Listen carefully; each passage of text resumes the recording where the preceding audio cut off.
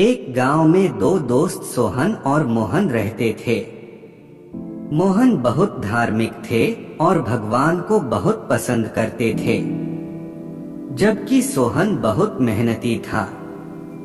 एक बार दोनों ने आपस में 1 बीघा जमीन दोच कर दिया, जिसमें वह बहुत फसल उगाकर पैसा कमाना चाहते थे ताकि अपना घर बना सके।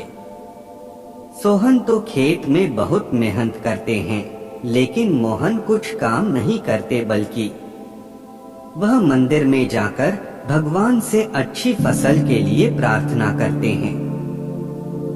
इसी तरह समय निर्धारण किया गया और कुछ ही समय बाद जब खेत की उपज पकड़कर तैयार हो गई, तो फिर दोनों ने अच्छे बाजार में जाकर बेच दिया और उनका पैसा मिल गया।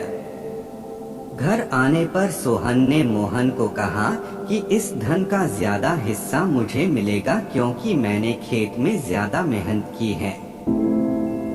यह बात सुनकर मोहन नहीं बोले, बल्कि धन का ज्यादा हिस्सा मुझे छोड़ना चाहिए, क्योंकि मैंने भगवान से इसकी प्रार्थना की, तभी हम अच्छी तरह से प्राप्त हुए।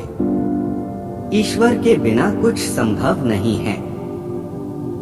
जब वह दोनों इस बात को आपस में नहीं सुलझा सकते, तो धन के बंटवारे के लिए दोनों गांव के मुखिया के पास पहुंच गए।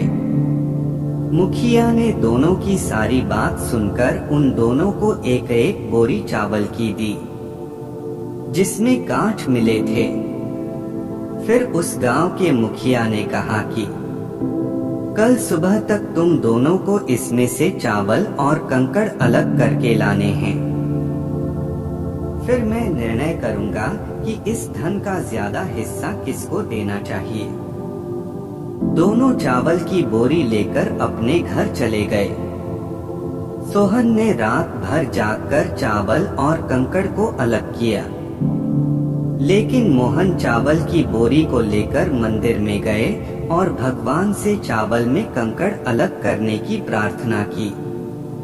अगले दिन सुबह चावल और कांच अलग कर इसे लेकर मुखिया के पास गए, जिसे देखकर मुखिया खुश हो गया और मोहन वैसी की वैसी बोरी को लेकर मुखिया के पास गया। मुखिया ने मोहन को कहा, दिखाओ तुम बोरी में कैसे चावल लाए हो। मोहन ने कहा कि मुझे भगवान पर पूरा भरोसा है कि सारे चावल अच्छे हो जाएंगे।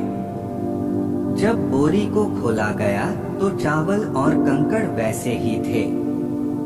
मुखिया ने मोहन को कहा कि भगवान भी तभी सहायता करते हैं जब तुम मेहनत करते हो। मुखिया ने धन का बड़ा हिस्सा सोहन को दिया। इसके बाद मोहन भी सोहन की तरह खेत में मेहनत करने लगे और अब की बार उनकी फसल पहले भी अच्छी हुई। इस कहानी से हमें यह सीख मिलती है कि हमें कभी भी भगवान के भरोसे नहीं बैठना चाहिए।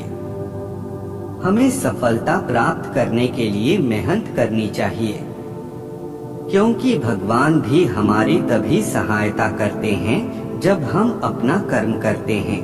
वीडियो देखने के लिए धन्यवाद। ऐसे ही और मजेदार रोमांटिक लव स्टोरी एवं कहानियाँ देखने सुनने के लिए हमारे YouTube चैनल को सब्सक्राइब जरूर करें। धन्यवाद।